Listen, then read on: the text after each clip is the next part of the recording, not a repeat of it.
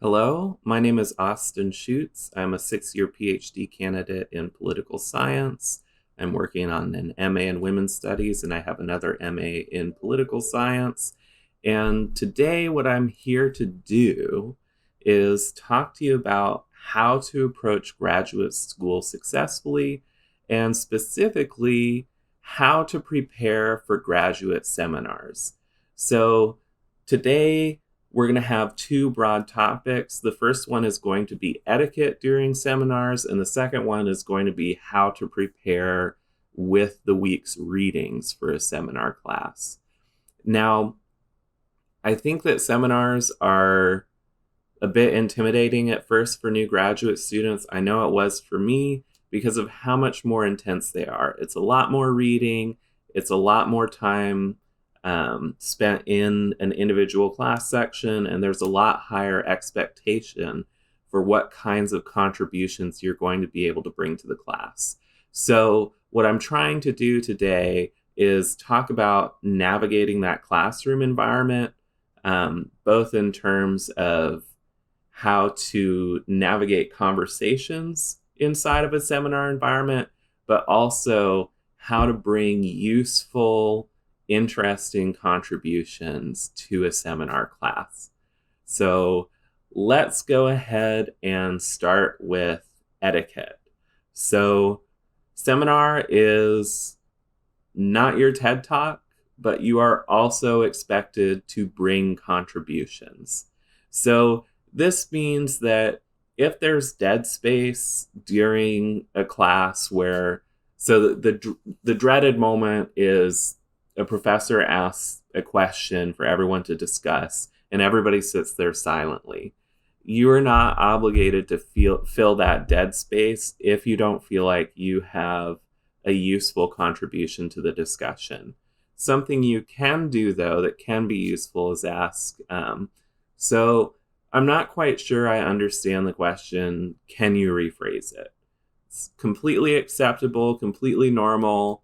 And the more you get used to being able to ask these kinds of questions, the easier graduate seminars are going to be.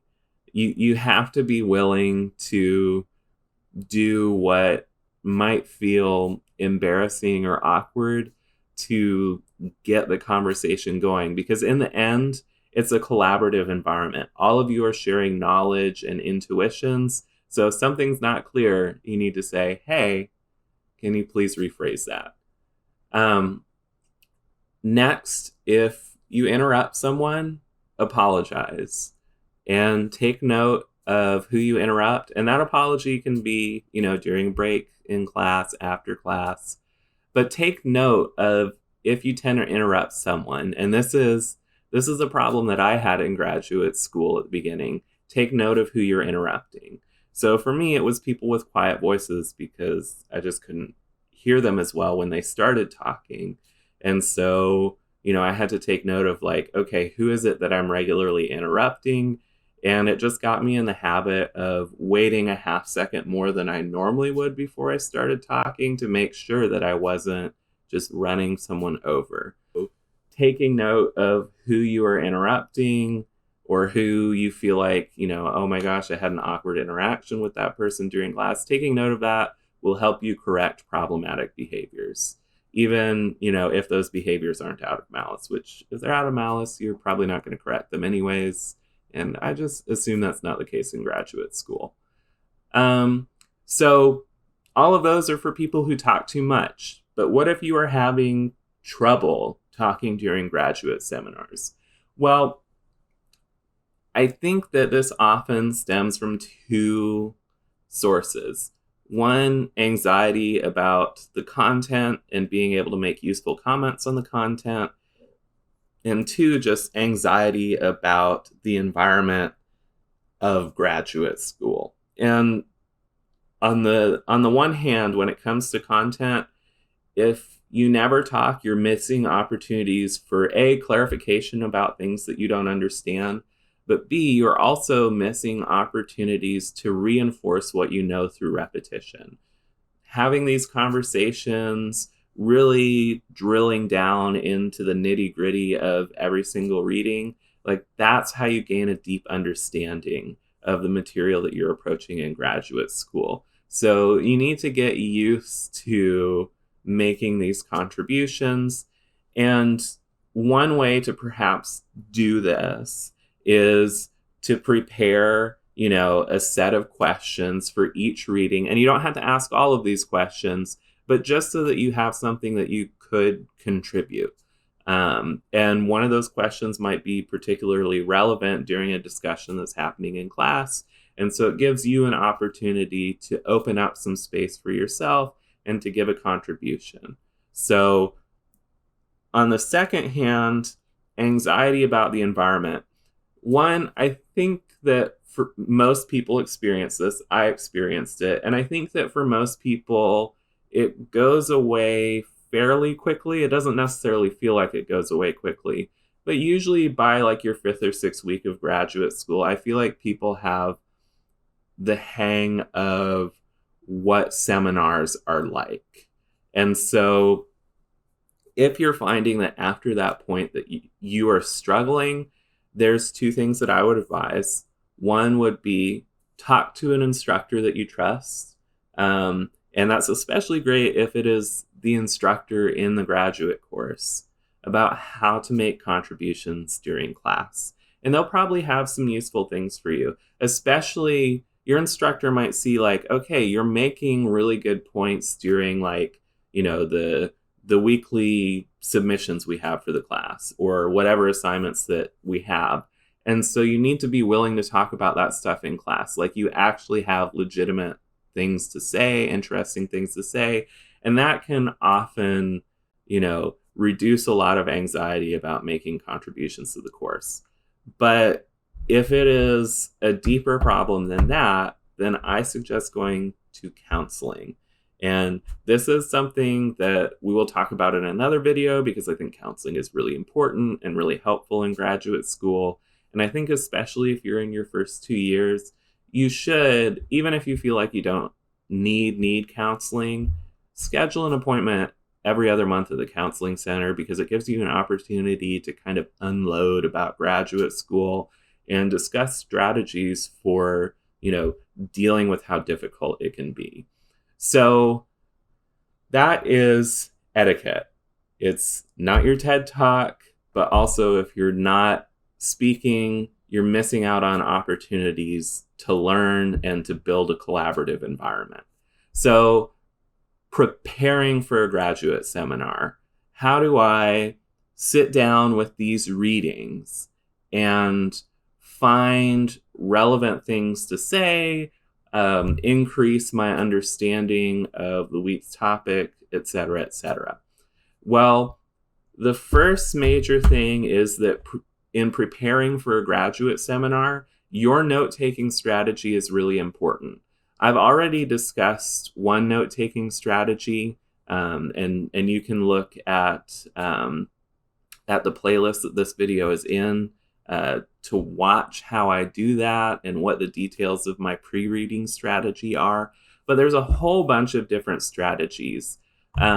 So one thing to look up is how to do apprases. And what these are is quick summaries that show, what's the research question, what is the theory, what are the hypotheses, and what were the results of the analysis. And, that is 4 bullet points. And for most things that you read, having a quick 4 bullet point list that gives you a very quick overview of a reading is really useful. It's really helpful, 1, for being able to contribute during class discussions. But 2, if you have this for all of your readings and it becomes natural for you to make these really good summaries, to make these really brief, concise summaries that, have the information that you need in order to understand what's happening in that reading and in that week, then, that means that you're doing well in the course. And that means that you're going to do well when it comes to doing comprehensive exams, when it comes to your end of semester exams, etc. So the other thing is when it comes to single readings, note what confuses you and be ready to ask about it. So asking for clarifications should not be embarrassing. It's really important to being able to understand what's happening in a course and being able to develop down the road a research topic. So being able to say, I had trouble understanding how the author was explaining this topic. How did other people understand it? Or what did other people take away from it? Like, that is a very good thing to ask. It shouldn't be the only contribution that you ever have to a class discussion, but having the humility to be able to say, I didn't quite understand the section, and I would really value hearing what you have to say about it. Like, that is an important skill for graduate school. So we've talked about what to do for single readings, and really this just comes down to be able to summarize it and be able to identify where your understanding comes short and be willing to ask about it. So what do we do when we have multiple readings for a seminar? How do we go from 1 reading to 4 readings and make this, a useful exercise? So the first thing is identify themes. And what I mean by this is typically each week in a graduate seminar has some kind of theme, whether that be a specific substantive topic. So today we are talking about the opportunity model of civil conflict, or whether that be methodological. So this week we're going to be talking about logit regressions. And be able to say what each article contributes to that topic. Or sometimes articles disagree with each other. What is the central disagreement within this week? So those are important questions to be able to answer. And if you can start to identify themes across a broad set of readings, that is also going to lead to better discussions in class. Next, connect readings to prior readings in the course. So if you are in week 4 of a course and last week you read the grievance model of civil conflict and this week you read the opportunity model of civil conflict, we can kind of think about this in a Bayesian manner. Do I need to update my prior assumptions about civil conflict given this new information? And if so, how? Like, that is a useful thing to talk about inside of a graduate seminar, is how does this new information change the way we understand the topic, the central topic of this course? And then finally, and I would say don't go too far with this, is there a way that one author presented information in a better manner or a more compelling manner than other authors in the week? And I say don't go too far with this because it really can become, okay, here's the person who always falls into what I call a missing variable trap. And this is the person who anytime they read, say, an empirical article, they say, well, I think this would have been better if they included X variable. And sometimes that is a very legitimate critique, but other times it's just, you're spending 15 minutes talking about missing variables in an article when it does in fact contribute useful knowledge. And so what's more productive is to talk about the useful knowledge that it contributes rather than a variable that you would have liked to see that may or may not have been significant. But when people are really passionate about an article or when it resonates with them, a lot of times they present the information in a way that is more cohesive, that is more convincing than it would otherwise be. And this doesn't mean like, okay, Sarah presented a really good summary of this article and told me why she thought it was compelling, and every time Sarah does that, I'm 100% convinced. No, it doesn't have to be that. You can disagree. But at the same time, hearing every single article, every single reading in their best light is going to be useful in thinking about like, okay, I don't find this persuasive, but why do other people find it persuasive? Like, at the very least. But on the other hand, you might find, okay, there was something about this reading that I didn't appreciate. And this is the really cool thing about having colleagues, is they are smart.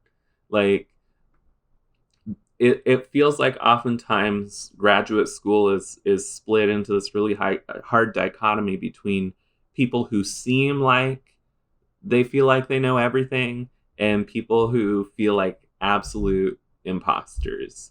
And the truth is that everybody in that room is smart. Everybody in that room has useful things to contribute.